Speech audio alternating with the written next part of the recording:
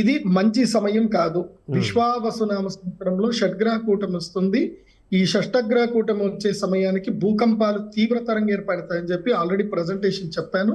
చెప్పినట్టుగానే జరిగింది. ఇది ఇక్కడితోటే ఆగిపోదు, ఇంకా సునామీలు వచ్చే అవకాశం ఉంటుంది. అది కాకుండా జపాన్ లాంటి దేశాలు, ఎక్కడైతే గనక తీర ప్రాంత దేశాలు, సముద్ర తీర ప్రాంత దేశాల లోపల అల్లోకల్లోలు జరిగేటువంటి అవకాశం ఉంటుంది. ముఖ్యంగా మొన్న ప్రదీప్ జోషి గారు మొన్న కొద్ది రోజుల క్రితం దీనికి యాడింగ్ కొంచెం సిమ్టమ్స్ కనిపించాయి. జపాన్లో అన్ఎక్స్పెక్టెడ్గా ఎప్పుడు బయటికి రానటువంటి ఒక చాప లాంటి ఒకటి రావడం, లేకుంటే వేల సంఖ్యలో తాబేలు బయటికి రావడం, షార్కులు చనిపోయి తీర ప్రాంతానికి రావడం, ఇలా కొన్ని వింతలు జరిగినటువంటి సందర్భాన్ని కూడా చాలా మంది కోట్ చేస్తారు సోషల్ మీడియాలో. ఇవి సంకేతాలు ఏమన్నా చెప్పుకోవచ్చా మీరు చెప్పిన దానికి? ఇంకే సంకేతం ఏంటి, ఆల్రెడీ స్టార్ట్ అయింది కదా మనకి. ఈ రోజు already result number 1 result start అయింది కదా. సంకేతం ఆల్రెడీ చూపించడం. దీన్నే ఏమంటారు అంటే శకున శాస్త్రం అంటారు. మీన రాశిలో శనిగ్రహం ప్రవేశించి మీనరాశిలో సూర్యగ్రహణం ఏర్పడుతుంది అని అంటే, మీనము అంటే ఏంటి? చేపలు ఎక్కడ ఉంటాయి? సముద్రంలో ఉంటాయి, నీళ్లలో ఉంటాయి. అంటే జల విపత్తులు ఏర్పడతాయి. సముద్ర తీర ప్రాంతంలో భూకంపాలు, విపత్తులు ఏర్పడతాయి. సో ఇప్పుడు అదే జరిగింది. నేను ఆల్రెడీ 2015లోనే శిల్పాకోన్ యూనివర్సిటీకి ప్రజెంటేషన్ ఇవ్వడానికి వెళ్ళాను. అప్పుడే ఈ భూకంపాల గురించి ప్రజెంటేషన్ చెప్పాను. అప్పుడే చెప్పాను, Bangkok is not, Thailand is not suitable for the largest tallest buildings అని చెప్పి అప్పుడే నేను ప్రజెంటేషన్ చెప్పాను. చెప్పిన తర్వాత అప్పటి వరకు ఉన్న టాలెస్ట్ బిల్డింగ్సే. ఆ తర్వాత గవర్నమెంట్ లో అప్పుడు నేను ప్రజెంటేషన్ ఇచ్చిన తర్వాత అప్పటి కింగ్ ఎవరైతే ఉన్నారో చూసి దాని తర్వాత సముద్ర తీర ప్రాంతం లోపల ఈ థాయిలాండ్ లో లోపల కానీ హై రైజ్ బిల్డింగ్స్ పర్మిషన్ ఇచ్చారు, కానీ తర్వాత పర్మిషన్ ఇవ్వాల, ఆపేశారు.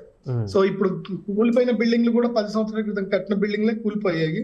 అట్లాగే మయన్మార్ కూడా అదే జరిగింది. అండ్ ఇప్పుడు చైనాలో కూడా మళ్ళీ భూకంపం వచ్చే అవకాశం ఉంటుంది.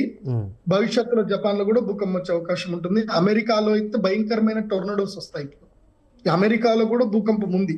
ఓకే, ఇది మన దేశానికి ఏమన్నా ఎఫెక్ట్ చూపించేటువంటి అవకాశం ఉందా? మీరు చెప్పినటువంటి ఈ గ్రహం కానీ దీనికి సంబంధించిన ఎఫెక్ట్ మన దగ్గర ఏ విధంగా కనిపించే అవకాశం ఉందా?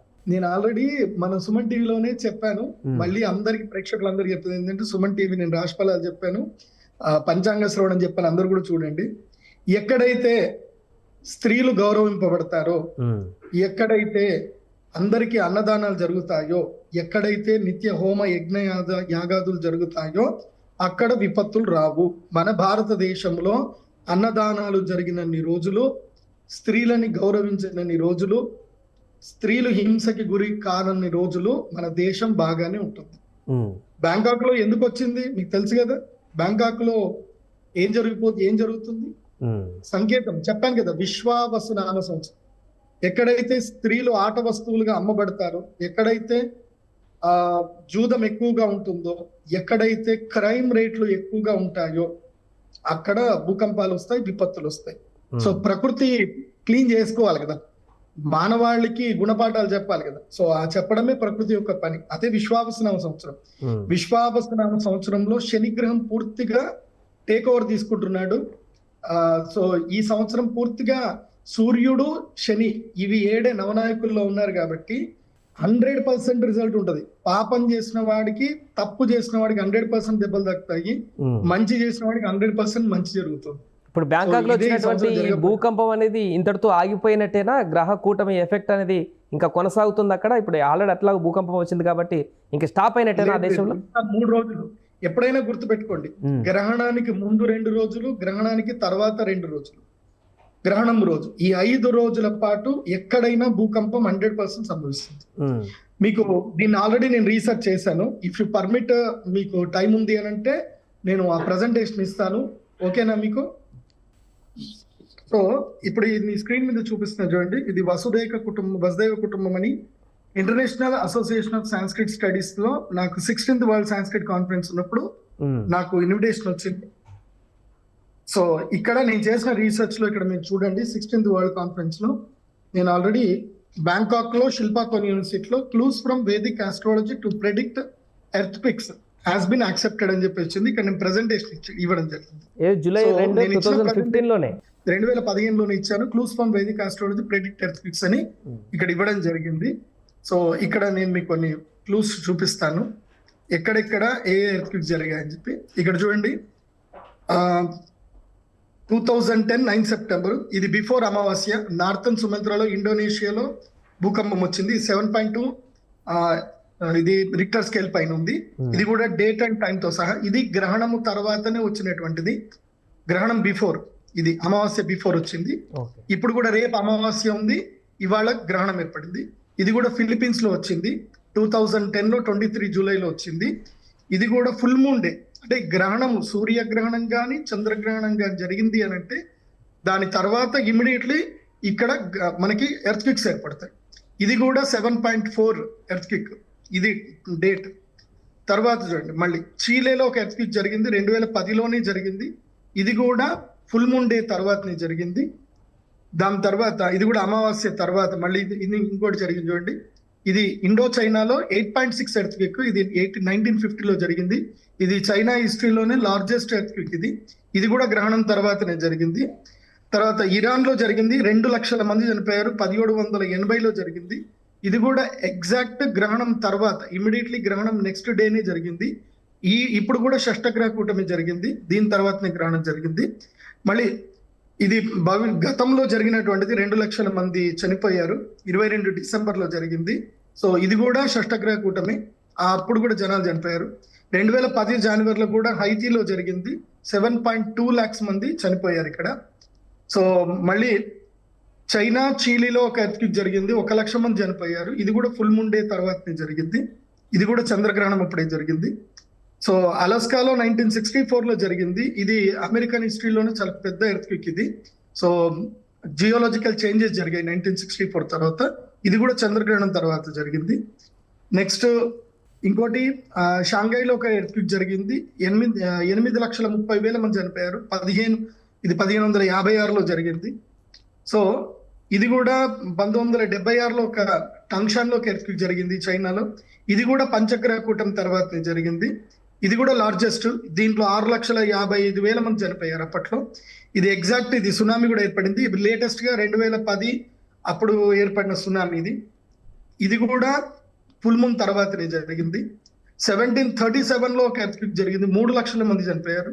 ఇది కూడా ఫుల్ మూన్ డే తర్వాతనే జరిగింది. సో మళ్ళీ ఇదొకటి కూడా చెప్తే, గుజరాత్ లో జరిగిన ఎర్త్క్విక్ ఒకటి మన భారతదేశంలో జరిగింది, 2001లో జరిగింది. సో ఇది day after black moon day, ఇది కూడా సూర్యగ్రహణం తర్వాతనే జరిగింది. ఈ ఎర్త్క్విక్ లో 1,97,000 మంది చనిపోయారు. సో మనకి సునామీ మన భారతదేశంలో కలిచివేసిన సంఘటన ఏంటంటే 2004లో జరిగింది.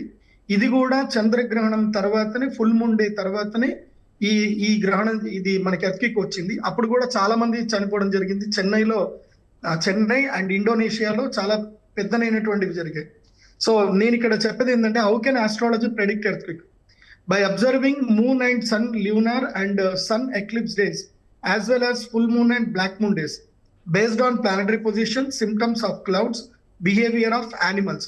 సో మనకి యానిమల్స్ మనకి ఎప్పుడైనా మనకి చూపిస్తాయి. ఇప్పుడు ఈ భూకంపం ఏర్పడింది మయన్మార్ లో, బ్యాంకాక్ లో భూకంపం ఏర్పడింది.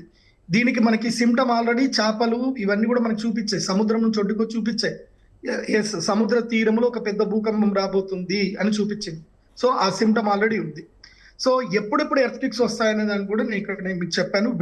Wear do earthquakes 3 days before, after full moon days and black moon day, 100% after lunar and sun eclipse.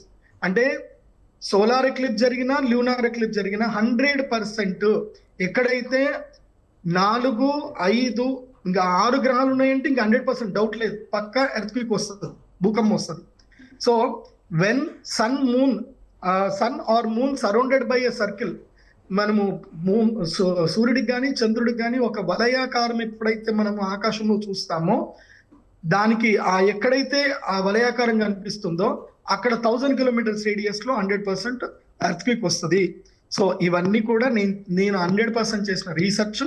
So గ్రహణం తర్వాత ఎక్కడెక్కడ రీసెర్చ్ వచ్చాయనేది కూడా, ఇప్పుడు మనకి ఎర్త్క్విక్ వచ్చేటువంటి ప్లేసెస్ ఏంది అని కూడా నేను ఆల్రెడీ రీసెర్చ్ చేసి, ఇదిగో ఈ red mark, black mark, yellow mark ఉన్న ప్లేస్ లో ఎర్త్క్విక్స్ వస్తాయి.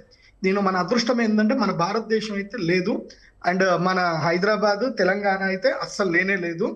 సో మనం ఎప్పుడు మనం బాధపడాల్సిన అవసరం లేదు. కానీ నేను తెలంగాణ గవర్నమెంట్ కానీ ఆంధ్ర గవర్నమెంట్ కానీ ఎవరికైనా నేను ప్రభుత్వాలకి అధికారులకు నేను రిక్వెస్ట్ చేసేది ఏంటంటే హై రైజ్ బిల్డింగ్లకి పర్మిషన్స్ ఇవ్వకండి. ఎప్పటికైనా భూకంపాలు వస్తానే ఉంటాయి. మానవ జీవితం శాశ్వతం కాదు.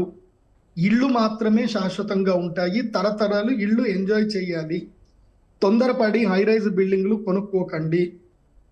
ఎప్పటికైనా ఎవ్రీ 30 సంవత్సరాలకి ప్రతి 30 సంవత్సరాలకు ఒక్కసారి భూమి అనేటువంటిది రిఫ్రెష్ చేసుకుంటుంది. 120 సంవత్సరాలకు ఒకసారి గ్యారంటీగా రిఫ్రెష్ చేసుకుంటుంది. సో తరతరాలు హ్యాపీగా ఉండాలి అని అంటే అందరూ చక్కగా ఇండిపెండెంట్ హౌస్ లోనే ఉండండి. హై రైజ్ బిల్డింగ్లు కోట్లు పెట్టి కొనుక్కోకండి. మీరు పర్మిషన్లు అస్సలు ఇవ్వకండి. భూగర్భ జలాల్ని కాపాడండి.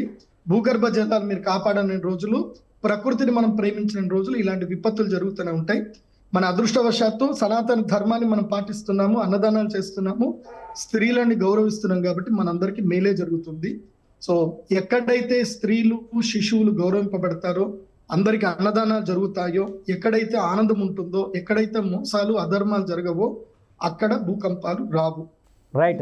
థ్యాంక్ యూ ప్రదీప్ జోషి గారు. సో మొత్తానికి అది ప్రస్తుతం బ్యాంకాక్లో భూకంపం రావడానికి గల కారణం సప్తగ్రహ కూటమిలో వచ్చినటువంటి మార్పులు చేర్పులే అంటూ గతంలో ప్రదీప్ జోషి గారు సుమన్ టీవీకి ఇచ్చినటువంటి ఇంటర్వ్యూలో భాగంగా చెప్పినటువంటి మాటలు ఈరోజు వాస్తవమయం అంటూ కూడా వారు చెప్తున్నారు. ఇంకా భవిష్యత్తులో ఇంకా చాలా వచ్చేటువంటి అవకాశం ఉందంటూ కూడా వారు చెప్తున్నారు. ఇదంతా కూడా జ్యోతిష శాస్త్రంలో ముందే దీన్ని గ్రహించి పూర్తిగా వివరణాత్మకంగా కూడా నేను వివరించారంటూ కూడా ప్రదీప్ జోషి గారు చెప్తున్నటువంటి వివరాలు అయితే ఇప్పటివరకు చూసాను.